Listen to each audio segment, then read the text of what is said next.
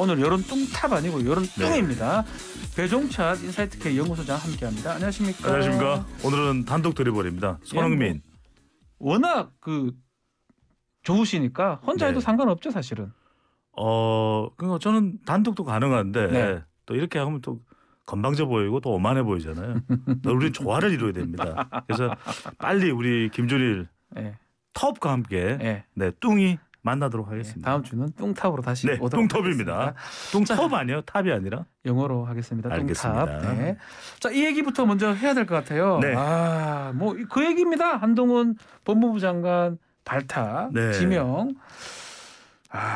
이 배종찬 소장님 제가 항상 얘기하는 것 중에 네. 통합 필요하다, 협치 필요합니다. 네. 항상 얘기를 하셨는데 제가 뚱통이죠. 뚱통이죠, 뚱통. 네. 뚱크벨이면서 통합을 통합. 강조하는. 네. 네. 이거가 통합하고 맞다고 봐야 됩니까? 어떻게 봅니까? 일단은 우선 발탁 상황부터 먼저 말씀을 드려야 될 것 예. 같아요. 어제 이제 윤석열 당선인이 오후 2시에 인수위에서 발표를 하지 않았습니까? 인선을요. 네. 다른 사람들이 별로 관심이 없어요.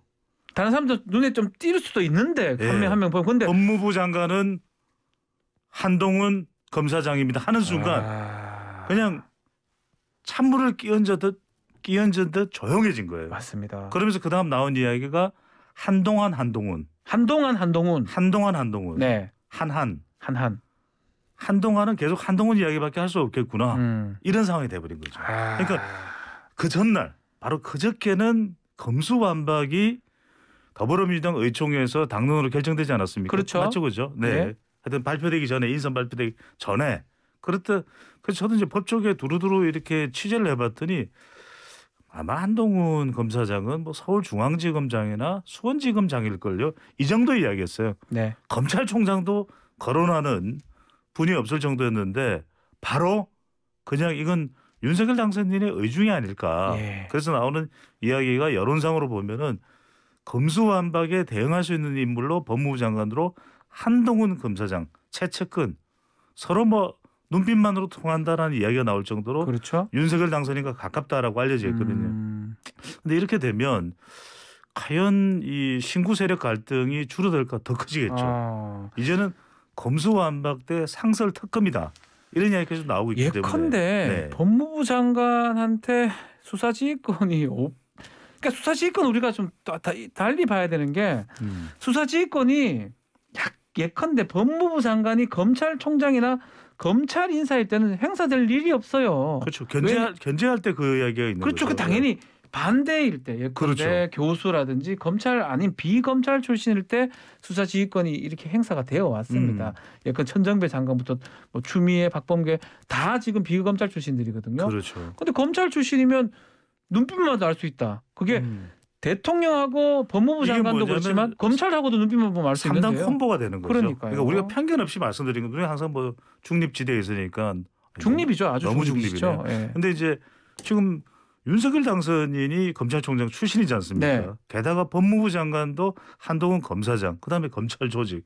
이러면 완전 3당 콤보로 그러니까요. 굳이 말 안 해도 다 알아. 알아먹죠. 됐어. 말할 필요 있어. 지금 말한 것처럼 법무부 장관의 상설특검 구성할 수 있는 권한. 박지원 진행자나 제사회가 그런 관계잖아요. 네. 우리는 뭐 사실 눈빛만 통하는 거 사실 말 안 해도 돼. 지금 뭐 대본 없는 얘기 좀 그렇죠. 계속 하고 있어요. 그러면 이거 뭐 눈빛만 진짜 보고. 청취자들이 아무 말도 안 하고 있으면 이게 뭐야?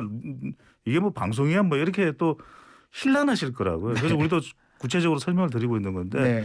말씀드렸던 대로 인터넷에서는 한동훈 이야기가 나오고 있습니다. 계속 한동훈 법무부 장관 후보자 이야기를 할 수밖에 없을 걸로 그렇습니다. 보입니다. 자, 인사 참사가 아니라 인사 테러다. 박홍근 원내대표는 그렇게 얘기를 했고요.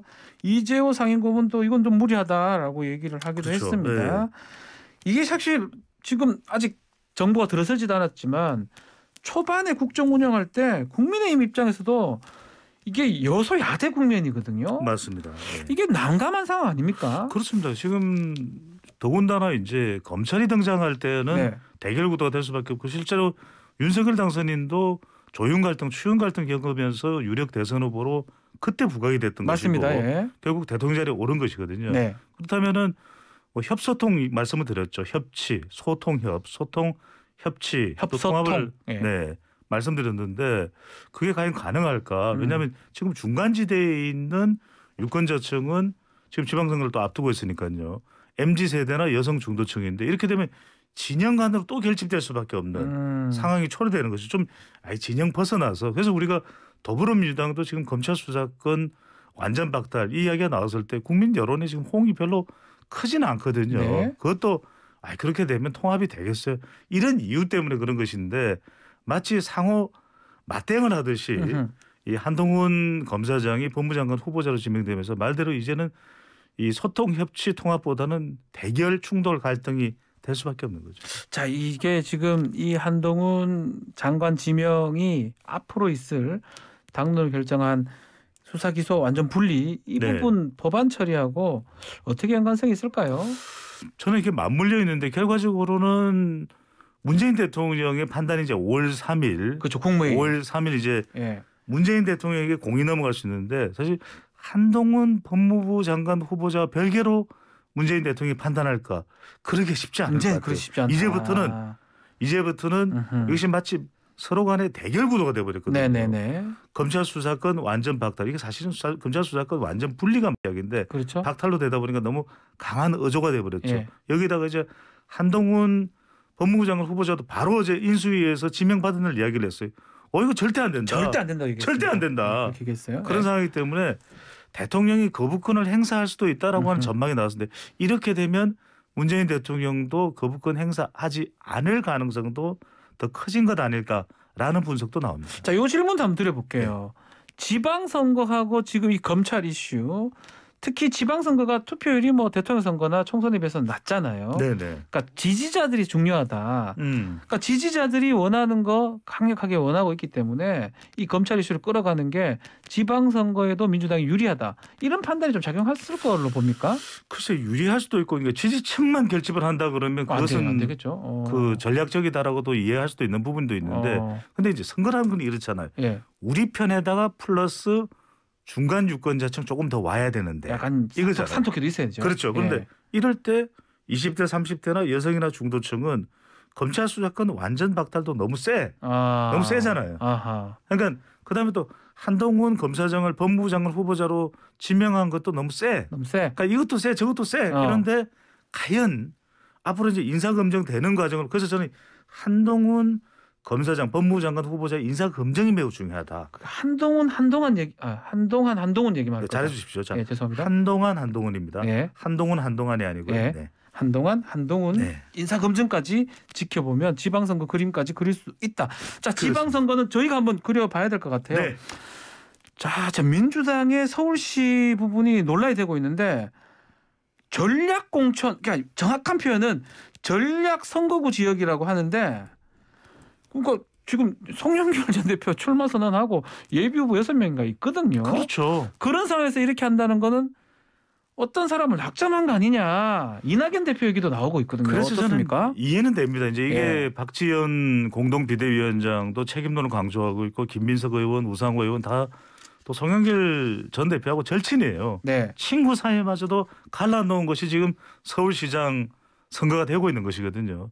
그래서 최재성 전 의원 같은 경우에 정계 은퇴하면서 송탐 대실이다 네. 이런 이야기도 했는데 그렇게 얘기했죠. 책임론 이해됩니다. 그런데 대안이 있느냐? 그럼 대안이 있다면 대안이 있는 대로 정말 압도적인 누군가가 오세훈 시장을 이길 수 있다. 네. 그 인물을 미리 정했었어야 되는 거죠. 이미 정해놓았어요. 정해놨었어야 되는 거죠. 그런데 현실로는 뭐냐? 이미 송영길 전 대표가 비판을 받든 안 받든 공천을 받아준 거잖아요. 그렇죠. 그래서 신청을 받았죠. 처음에 공천부터 안 된다고 그랬었어요. 처음부터 안 된다. 그런데 그러면 되는데. 따지고 보면 김동연 전 부총리는 이제 합당이 돼서 경기지사 후보로 지금 더불어민주당에서 이제 경선에 참여를 하고 있는데 그럼 김동연 전 부총리는 책임이 없습니까? 문재인 정부에 몸을 담았었는데 뭐 따지면 있죠. 그렇게 따지면 안민석 조정식 의원은 책임 없습니까? 아하. 다 책임 있죠. 이렇게 따지면 아무도 나가면 안 되죠. 네. 그러니까 송영길 대표만 전 대표만 대표라서 아니면 이제 명심을 또 받아온 것처럼 생색을 내서 그래서 또 미운 또 털이 박혀서 그런지는 모르겠지만 결국 현실론으로 따질 때 보면 책임으로부터 지금 아무도 제안한 사람이 없어요. 네. 근데 과연 그러면은 이낙연 전 대표가 서울시장으로 나오면 압도적으로 자, 그거 한번 경쟁력이 있느냐? 좀 이거 궁금하죠. 너무 궁금합니다. 너무 궁금합니다. 이거 지금 얘기를 좀 그거 사실 그 얘기하러 왔는데 지금 네. 너무 늦게 나왔습니다. 궁금해. 서울시장에 지금 민주당 또 오세훈 후보하고 붙었을 때 예. 여론조사 결과가 있죠. 자, 있습니다. MBN 리얼미터 조사입니다. 지난 10일, 11일, 12일 실시했고요. 서울시민 대상이고 자세한 사항은 중앙선거론조사 심의위원회 홈페이지에서 확인 가능합니다. 자, 오세훈 대 박주민 박주민 후보가 39.2 대 오세훈 49.8. 네. 송영길 대 오세훈. 송영길 39 대 오세훈 50.8. 이낙연 전 대표 궁금하죠? 네. 이낙연 35.7 대 오세훈 47.4. 그러니까 이낙연 전 대표를 대입했는데도 의미가 없는 것 같은데. 네. 그러니까요 10%포인트 이상 오세훈 시장이 이기는 결과거든요. 다 똑같네요, 거의 다. 그러니까 따지고 보면 큰 차이가 없고 오히려 예. 송영길, 박주민 두 사람이 오세훈 시장과 맞붙었을 때 비슷한 정도의 경쟁력이 나고 있습니다. 그 뒷부분 또 해야 되지 않습니까? 리얼미터 이런 거 뭐. 했어요. 좀 전에 했습니까? 예. 집중해 주세요. 예. 네. 자세한 사항 홈페이지 참조하시면 되고요. 네. 그렇다면 전략공천이라는 거는 좀 죄송한 얘기지만 본선 경쟁력이 있고 이길 수 있을 때 한다고 저는 알고 있거든요. 그러니까요. 근데 이게 보면 지금 이런 조사 결과대로라면 오히려 이게 더 좋아 보이진 않거든요. 그래서 많은 지금 의견들이 지금 아하. 더불어민주당이라고 해서 비판론 책임론만 나오는 것이 아니라 네. 어찌할 수 없다면 송영길 전 대표를 해야 되는 것 아니냐라는 네. 여론도 있어요. 네. 그래서 뒤섞였는데 저는 미리 했어야지. 미리. 하려면 미리 했어야 된다. 한 네. 15일 정도 전에 그러면 아무도 나가지 말자. 다 전략 공천이다. 이렇게 정하든지. 그러니까 지금 와서 얘기하면 오히려 자중질환을 겪고 있는 모습이 나타나고 있는 것이죠. 혹시 이렇게 하다가 다시 경선을 하거나 뭐 방법도 있나요? 그럴 수도 있죠. 일단 뭐 그래서 이제 선거구라고 더불어민주당에서의 하니까. 설명은 뭐냐면 지금 공천 신청을 이미 서울에 한 6명을 배제하는 건 아니다. 네, 받아놨으니까. 포함해서 아하. 다 생각을 다시 한다.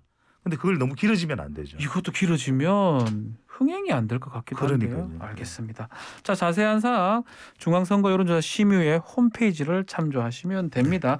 자, 경기도지사도 지금 조사가 조금 진행되었네요. 네. 경기도입니다. 네. MBN과 리얼미터고 지난 11일, 12일 경기도민을 대상으로 했고 자세한 사항은 중앙선거론조사 심의위원회 홈페이지에서 확인 가능합니다. 지금 경기도 하면 네. 국민의힘 쪽에 초점이 일단 우선 맞춰져 있습니다. 그렇죠. 그쪽에 더불어민주당도 눈이 갑니다. 네, 관심은 있어요. 네. 자, 왜냐? 윤심이 누구에게로 갔을까? 자, 양자 대결입니다. 일단 더불어민주당에서는 김동연 후보로 이제 해놓고 네. 자, 김은혜와 또 유승민 후보를 대입을 해서 양자 대결, 가상 양자 대결인데 김동연 대 김은혜, 김은혜 대 김동연, 김동연 41.4%, 김은혜 43.2%. 네. 그다음에 김동연 대 유승민입니다. 김동연 41.2% 대 유승민 33.5%로 나타났습니다. 와. 그럼 이렇게 따져보면 그러면 지금 김동연 후보는 지금 뭐 거의 비슷한데 네. 김은혜냐 유승민에 따라서 많게는 10% 차이가 나네요. 그러니까요. 와. 이런 이유가 뭐죠? 다른 이유보다는 자, 국민의힘 지지층이 누구에게로 더 많이 가고 있는 것입니다. 아하. 이게 이제 일단 당원 조사는 아니지만 예. 대체로 국민의힘 지지층을 보면 유추했을 때 당원들은 당연히 국민의힘 지지층일 거 아니에요. 당원들이 국민의힘 당연하겠죠. 지지하기 당원이 딴 당을 지지하지 국민의힘 않겠죠. 당원인데 예. 아니 난 그냥 더불어민주당 지지할래 이건 아닐 거 아니에요. 이상한 사람이죠. 그렇죠. 조금. 그렇게 따져놓고 보면 네. 국민의힘 지지층으로만 따져서 유추해 보면 이 당심도 음흠. 김은혜 의원 쪽으로 가지 않았을까? 그런 모양새가. 라고 이제 추론이 가능해지겠죠. 아하, 이것도 자세한 사항 중앙선거 여론조사심의회 홈페이지를 그 이야기 제가 다 참조하시면. 했어요.